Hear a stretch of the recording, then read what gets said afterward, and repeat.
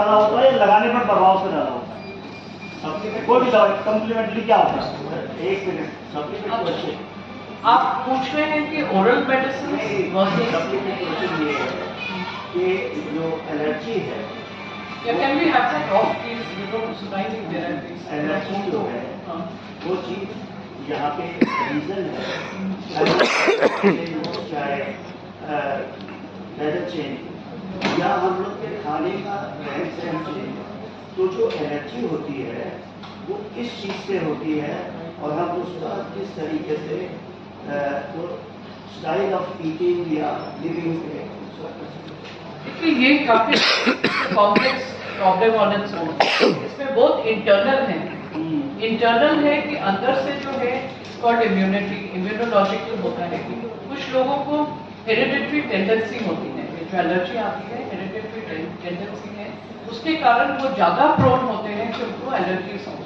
उनको जैसे atopic dermatitis जो होता है ना, जो बच्चा है या बड़ा है कि एलर्जी हो रही है, दैट इज कॉल्ड एटोपिक। उसमें they are more prone to develop things like allergy.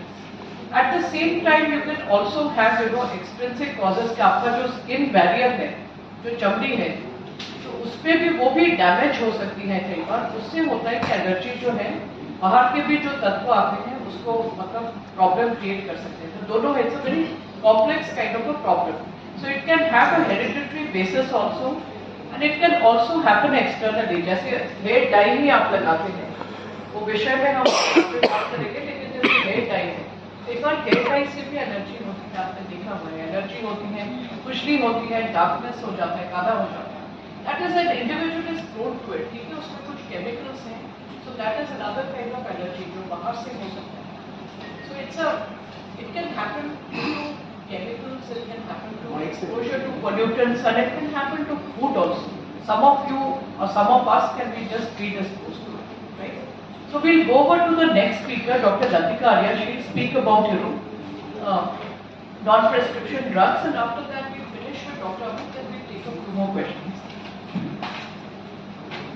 Good evening, everybody. Warm welcome to all the members of the press, and grateful for you to come here and spread the message, very important message which we doctors want to give to the public. So today we are more concerned, the topic for which we want to spread the awareness is pigmentation, either excess of pigmentation or absence of pigmentation. So both the problems are existing, and as dermatologists हम ये देख रहे हैं कि problem बहुत बढ़ रही है। तो इसके कारण क्या हो रहा है कि लोग जब भी ये प्रॉब्लम एक्सपीरियंस करते हैं तो डॉक्टर के पास जाने की बजाय पहले वो अपने आसपास के फ्रेंड्स या फैमिली से पूछते हैं, या इंटरनेट पे सर्च करते हैं, या सोशल मीडिया पे कोई इन्फ्लुएंसर्स हैं आजकल, वो काफ़ी नॉलेज स्प्रेड कर रहे हैं जबकि वो क्वालिफाइड नहीं है, तो पहले वो उसको ट्राई करते हैं। उससे क्या प्रॉब्लम हो रहा है कि जो उनको एडवाइस मिल रही है वो एक्यूरेट नहीं होती, क्योंकि हम जो डर्माटोलॉजिस्ट होते हैं, हमारी आपने क्वेश्चन भी पूछा था कि कितनी टाइम लगता है ट्रेनिंग में। पहले 5.5 साल MBBS होता है, उसके बाद 3 साल का MD प्रोग्राम होता है जिसमें काफ़ी रिगरस ट्रेनिंग होती है। उसमें इतने केसेस हम देखते हैं, उसमें स्टडी होता है, जर्नल रिसर्च होती है, थीसिस राइटिंग होता है। हम कम से कम आप मान लीजिए कि 2,500 से 3,000 बीमारियों के बारे में स्टडी करते हैं। तो ऊपर से देखने से बीमारियां सेम लगती हैं कि लगेगा ये भी पिगमेंटेशन है, ये भी पिगमेंटेशन है, बट उसके अंदर बहुत एक माइन्यूट बारीकियां होती हैं जो हम उसको एक डर्माटोलॉजिस्ट ही पहचान सकता है कि ये बीमारी A है या बीमारी B है, क्योंकि इलाज बिल्कुल डिफरेंट हो सकता है। और जो नॉन क्वालिफाइड लोग हैं जो एडवाइस देते हैं उनको तो सब सेम लगेगा कि पिगमेंटेशन है तो आप ये दवाई लगा लीजिए, बट उसमें नुकसान होने का रिस्क है। जैसे डॉक्टर सुरभि ने बताया कि स्किन की एलर्जी हो सकती है, स्किन में एक बैरियर होता है जो हमें आउटसाइड एजेंट से बचाता है, तो बैरियर का ब्रेक डाउन हो सकता है, एंड कई बार तो अगर उसको स्टॉप नहीं किया जाए तो एक परमानेंट डैमेज हो सकता है स्किन में।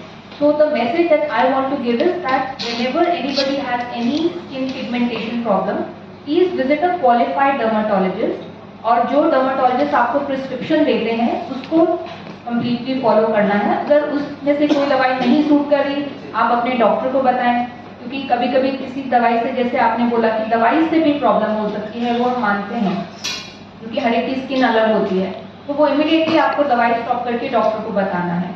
एंड जो उस प्रिस्क्रिप्शन की वैलिडिटी है, अगर डॉक्टर ने आपको बोला ये 2 महीने करना है या 3 महीने करना है, तो उसके अलावा उसको अपने तरफ से फॉलो नहीं करना है। डॉक्टर से पूछ के ही वेदर उसको कंटिन्यू करना चाहिए या बंद करना चाहिए, क्योंकि हर दवाई का एक टाइम पीरियड होता है। उससे ज़्यादा अगर हम उसको यूज़ करते रहते हैं तो उसका भी साइड इफेक्ट हो सकता है। So the message which I want to give is that don't buy medicine without prescription, go to the qualified dermatologist and plus go at the earliest। जो भी आपको स्किन का इशू आया है, अगर आप उसे निग्लेक्ट करते हैं तो वो वर्सन होता रहता है और उसकी वजह से फिर प्रॉपर ट्रीटमेंट डिले हो जाता है और उसका भी नुकसान हो जाता है। सो that is Trust me. So clearly, many of the diseases that is discussed today is very, very important disease, important condition that we all deal with in the public, with the public, with the patient.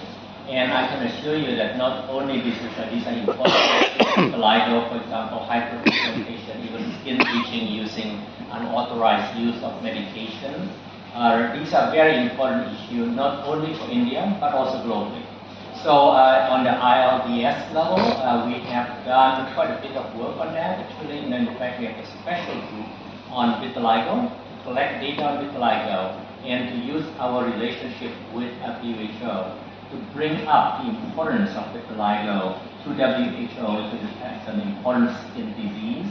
And we have a special group looking on skin bleaching, for example. They were actively working on it. It's a global group. Rashmi is part of this.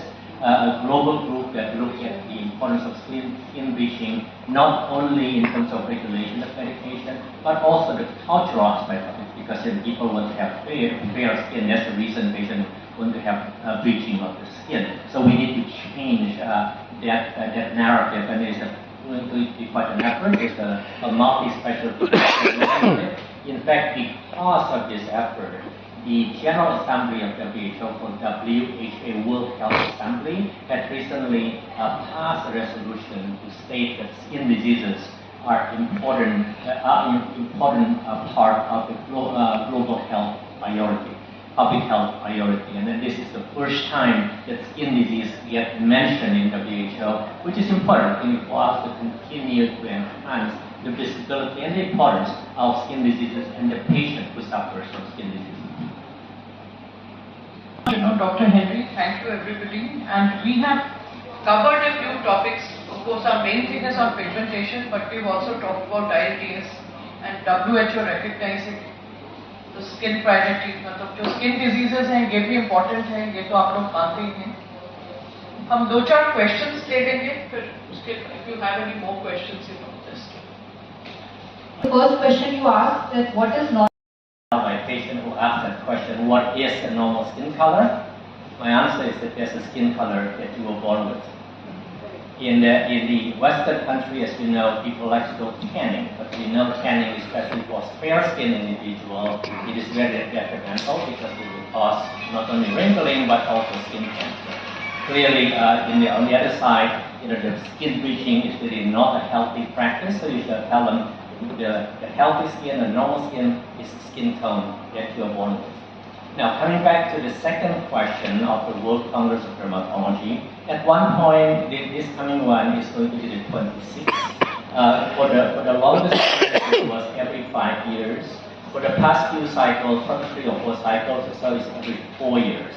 So the last one, as I mentioned, 2023 was in Singapore, and then the delegates decided that the next one is going to be in Guadalajara, Mexico. That's going to be next year. And next year, there are currently 5 cities. They are bidding for the subsequent World Congress. So the delegates would vote during Guadalajara meeting as to where the next World Congress is going to be. लोगों का धन्यवाद करना चाहूँगा कि आप सभी लोग यहाँ पर आए और अब हम डिस्कस करेंगे सोशल स्टिग्मा और डिस्क्रिमिनेशन, जो कि बेसिकली जो कि सामाजिक कलंक या भेदभाव जिन लोगों को पिगमेंटरी डिसऑर्डर्स होते हैं उनके साथ किया जाता है। जैसे कि किसी लोगों को विटिलिगो हो जाता है, जैसा कि जो कि सफ़ेद निशान होते हैं, तो ये जो बीमारी होती है होने को तो ये चमड़ी की बीमारी है, लेकिन क्या होता है कि इन लोगों के साथ बहुत ज़्यादा भेदभाव या सामाजिक कलंक की तरह इनको देखा जाता है। लोग इनको ऐसा सोचते हैं कि इन्होंने कुछ गलत काम किया होगा, या इन्होंने पता नहीं ऐसा क्या कर दिया, या कभी ऐसा देखने को मिलता है कुछ लोग कहते हैं कि ये भगवान का अभिशाप है या उसकी वजह से उनको ऐसा हुआ है। तो ये जो बीमारी होती है उसको हमें, ये सामाजिक कलंक है, इसको कम करने की जरूरत है और इसको हमें खत्म करने की जरूरत है। कई बार ऐसा होता है कि जैसे बच्चे होते हैं तो कई बार विटिलिगो जो होता है बचपन में ही हो जाता है ना। तो वहाँ पे क्या होता है कि जैसे उन बच्चों के साथ कोई बैठना पसंद नहीं करता, या स्कूल में कोई टीचर है तो टीचर कई बार ऐसा, हमारे पास कई बार ऐसे पेशेंट्स आते हैं जिनकी मदर उनके बच्चों को लेकर आती है कि डॉक्टर साहब इस बच्चे के साथ कोई बैठता नहीं है स्कूल में, और इसकी टीचर भी ये बोलती है कि पहले आप इसका इलाज कराइए, उसके बाद इसको हम स्कूल में वो करेंगे। तो ऐसी जो सामाजिक कलंक है उन सब चीज़ों को हमें मिटाने की जरूरत है, और हमें प्रॉपर इंफॉर्मेशन देना लोगों को कि भाई ये जो बीमारी है किस वजह से होती है और ये फैलती नहीं है। तो सबसे बड़ी भ्रांति जो है ये है कि भाई ये जो सफ़ेद रंग की जो बीमारी है या पिगमेंटरी डिसऑर्डर्स होते हैं, ये एक दूसरे से के साथ रहने से, इनके साथ खाना खाने से, छूने से, या फिर घर में किसी एक सदस्य को है तो बाकी लोगों को भी हो जाएगा। तो ये सबसे बड़ी भ्रांति है, ऐसा नहीं होता है ना। हमारे यहाँ पे एक बताता हूँ, हमारे यहाँ पे एक पेशेंट आई थी जो कि मेड काम करती थी, बाकी लोग घर में खाना बनाती थी। तो उसको विटिलिगो था, लेकिन उसके क्या है कि जो भी पार्ट में विटिलिगो था वो सारे छुटे हुए थे। तो उसके यहाँ पे छाती पे, हाथों पे नहीं था उसको विटिलिगो, पैर पे था। तो क्योंकि उसने स्टार्टिंग से ही काफी दिनों से उसको विटिलिगो था, तो उसने उस बीमारी को छुपा के रखती थी हमेशा, और वो जब पेट का काम करती थी तो बाकी जगह वो ग्लव्स हाथों में नहीं था, बाकी जगह वो कपड़े वपड़े पहनती थी, और इवन जुराब पहनते रहती थी ताकि किसी को पता नहीं चले।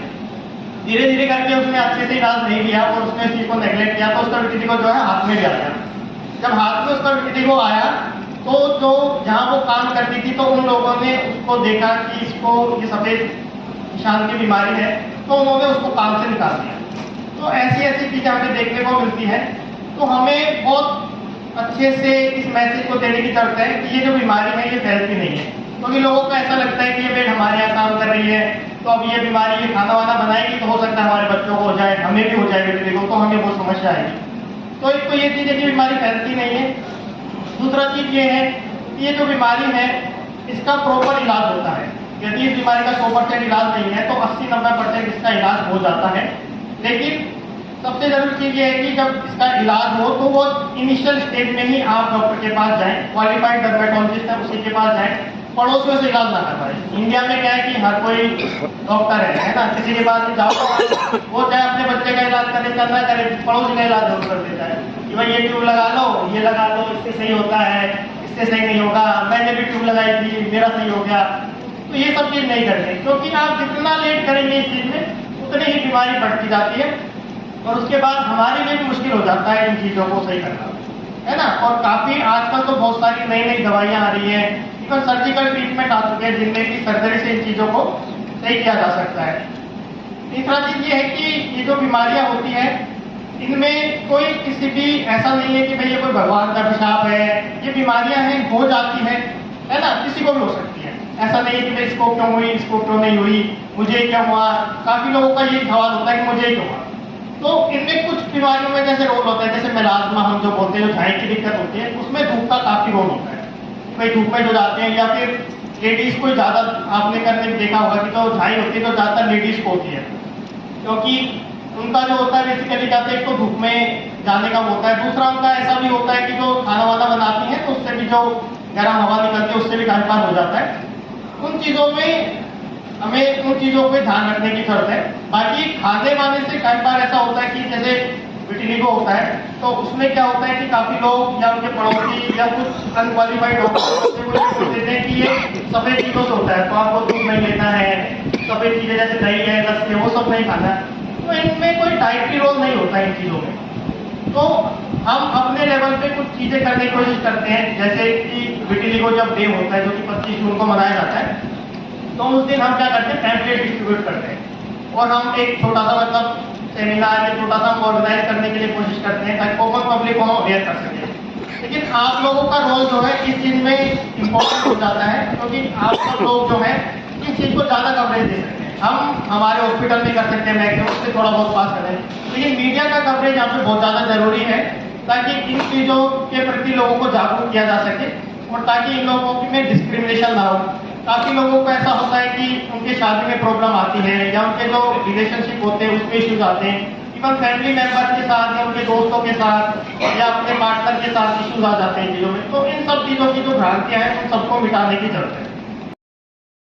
And this kind of skin, whenever they go out in the sun, they get burned easily. And on the other end of the spectrum is type 6. So type 6 is completely dark skin, like we find mostly in Africa. So they never get tanned because it's the maximum pigmentation. So accordingly, their skins are graded. Now suppose somebody is type 4 skin, so they have a uniform color. So when there will be hyperpigmentation, so they will develop specific patches of color which are different from the normal surrounding background. So then it is called hyperpigmentation. And then from the normal skin color, if the pigment is white in color, so that is called hypopigmentation. So that is how we define it.